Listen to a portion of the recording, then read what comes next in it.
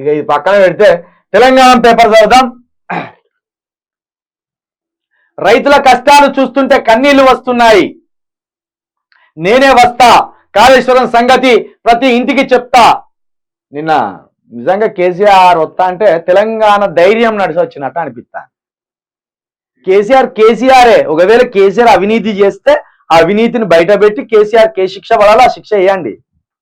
కానీ కేసీఆరే. ఇదేదో కేసీఆర్ మీద భక్తితోటో కేసీఆర్ మీద ప్రేమతోటో శిల్కా ప్రవీణ్ రేపు ఎంపీ టికెట్ ఎమ్మెల్యే టికెట్ ఇస్తారని కాదు. ఒక ధైర్యం. తెలంగాణకు కేసీఆర్ ఒక ధైర్యం. చూడు, ఇంతమంది ఇన్ని రోజులుగా మంత్రులు ముఖ్యమంత్రి అందరూ ఉన్నారు. నిన్న ఒక్క సభ పెడితే కేసీఆర్ వస్తా అంటే అబ్బాయి ఏదో చెప్తాడు, ఏదో ధైర్యం కలిగించే మాట చెప్తాడు అని అందరూ ఆసక్తిగా చూశాను. నేనే వస్తా, కాళేశ్వరం సంగతి ప్రతి ఇంటికి చెప్తా. పిట్ట బెదిరింపులకు బీఆర్ఎస్ భయపడదు. భూమి ఆకాశం ఉన్నన్ని రోజులు బీఆర్ఎస్ ఉంటది. నలుగురు పోతే పోయేదేం లేదు. దొంగ ప్రచారాలకు భయపడేది లేదు.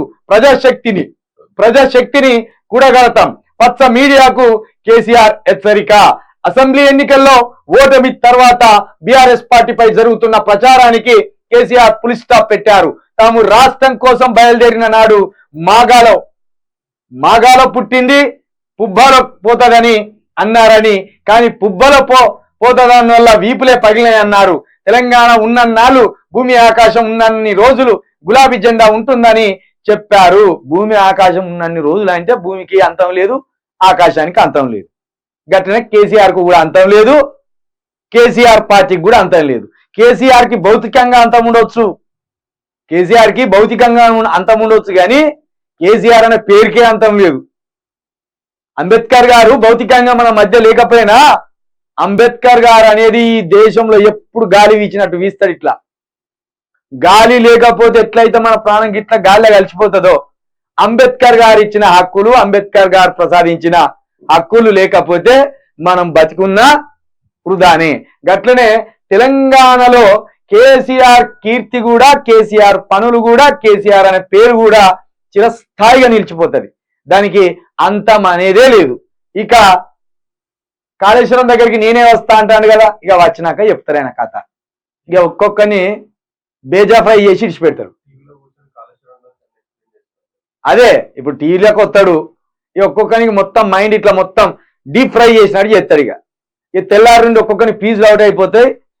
ఏం అర్థం కాదు. వామ్ము మళ్ళా ఏదో ఇంట్లో జారిపడి మూలకే ఉన్నాడు అనుకున్నాం, కానీ ఆ మూలకచ్చి అందుకొని మనల్ని పొడతాను ఆయన కాడికి తీసుకొస్తాడు. తట్టుకుంటారు ఆయన విజన్ తోటి. మీరు ఏదో ప్రజలు తెలియక అంటే కేసీఆర్ తప్పులేం లేవన్నాను నేను. ఖండించే దగ్గర కేసీఆర్ ఖండిస్తా, కానీ కేసీఆర్ ఒక్కొక్క దశలో ఒక్కొక్క పని చేసుకుంటా పోతాడు. అన్ని ఒక్కసారి మారాయి. కొత్త రాష్ట్రం అంటే సంసారం లెక్క, కొత్త పెళ్లి లెక్క. ఒక గిన్నె మనమే కొనుక్కోవాలి, గిలాస మనమే కొనుక్కోవాలి, ఓ షీపురు గట్ట మనమే కొనుక్కోవాలి, మంచం మనమే కొనుక్కోవాలి. చెప్పినా కదా, ప్రేమికుల పెళ్లి లెక్క. అవయ్య కుదిర్చిన పెళ్లి లెక్క కాదు. అవయ్య కుదిరిస్తే అన్ని ఇచ్చి పంపుతారు. ప్రేమికులు పెళ్లి చేసుకుంటే గిన్నె వాడే కొనుక్కోవాలి, గిలాస వాడే కొనుక్కోవాలి, తట్ట వాడే కొనుక్కోవాలి, బుట్ట వాడే కొనుక్కోవాలి. గట్టే తెలంగాణ ఒక కొత్త రాష్ట్రం ఏర్పడ్డప్పుడు అన్ని మనం కష్టాలు అనుభవిస్తూ ఒక్కొక్కటి అధిగమించుకుంటూ పోవాలి. అది అధిగమించే క్రమంలోనే కాంగ్రెస్ రావాలి, మార్పు రావాలి అన్నారు. ఎల్లెలక పడ్డారు. ఇప్పుడు అంటారు వామ్మో నీళ్ళత్తలేవు, కేసీఆర్ మంచిగా ఉంటే, కేసీఆర్ ఉన్నప్పుడు మంచిగా ఉండే, ఇప్పుడు అడుగుతాను. ఇక ఒర్రు కేసీఆర్ వచ్చి కాళేశ్వరం కథ ఏందో, రేవంత్ రెడ్డి కథ ఏందో, కాంగ్రెస్ కథ ఏందో చెప్తారట. ఇక రెడీగా ఉండరు.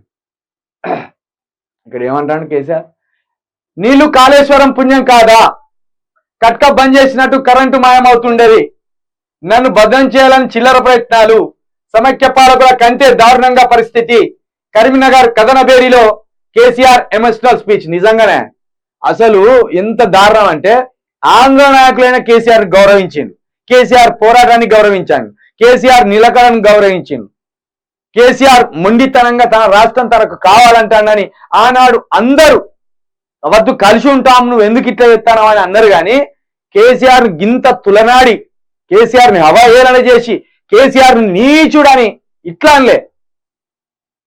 ఈ బాడుకావులు, ఇక్కడున్న బాడుకావులు, రాష్ట్రం తెచ్చినోడిని, రాష్ట్రం సాధించినోన్ని.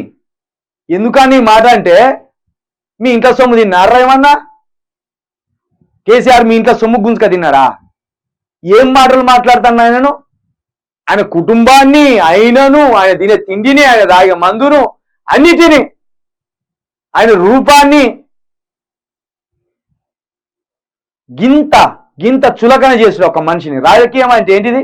ఆయన చేసి కాళేశ్వరం అంటానుగా, కాళేశ్వరం మీద బయటికి తీరి, ఆయన పథకాల మీద బయటికి తీరి అవినీతిని, ఆయన బక్క ఉంచేంది, ఆయన ముక్కు పొడుగు ఉంచేంది, ఆయన ఇంట్లో మందు తాగితే నీకేంది? ఇవ్వా ఎంత నీచంగా అసలు ఒక వ్యక్తిత్వాన్ని అసలు పెట్రోల్ పోసి డీజిల్ పోసి అంటించినా కూడా ఆ మంట కూడా ఇంకా చల్లారతలేదు అన్నట్టు తిడతాను ఆయన వ్యక్తిత్వాన్ని. అసలు ఇట్లాంటి రాజకీయం తెలంగాణలో వస్తాయని అసలు ఎవ్వరు కూడా కనాలనుకోలేదు. ఆ స్థాయికి తీసుకెళ్ళాను సోషల్ మీడియాలో కొందరు బాడకవులు. బాధతోటే అంటున్నాం ఇది. కేసీఆర్ తప్పులు చేస్తే అవినీతి తీస్తే పట్టుకోండి, కానీ ఇది కాదు. ఆయన ఇంట్లోలను ఆయనకు మారు పేర్లు పెట్టి వ్యక్తిత్వాన్ని మొత్తం చిన్నతనం చేసి దిగజార్చాలని చూస్తాను. అది